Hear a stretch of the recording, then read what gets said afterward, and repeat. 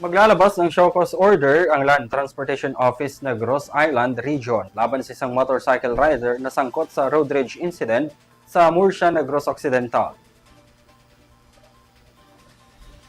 Lumalabas sa paunang investigasyon ng Murcia Municipal Police, parehong bumibiyahe sa isang direksyon ng isang Toyota Wigo na minamaneho ng 67 years old na residente ng lugar at isang Honda Beat motorcycle na minamaneho naman ng 30 years old na lalaki mula sa Silay City.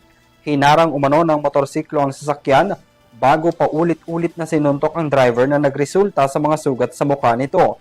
Dinalang dalawa na sangkot sa Municipal Health Unit para sa medical examination habang isinasailalim sa kustodiya ng pulisyang motorcycle rider para sa kasong serious physical injury. Ayon sa LTO, pagpapaliwanagin ng rider kung bakit hindi dapat suspindiin o bawiin ang kanyang driver's license kaugnay ng insidente.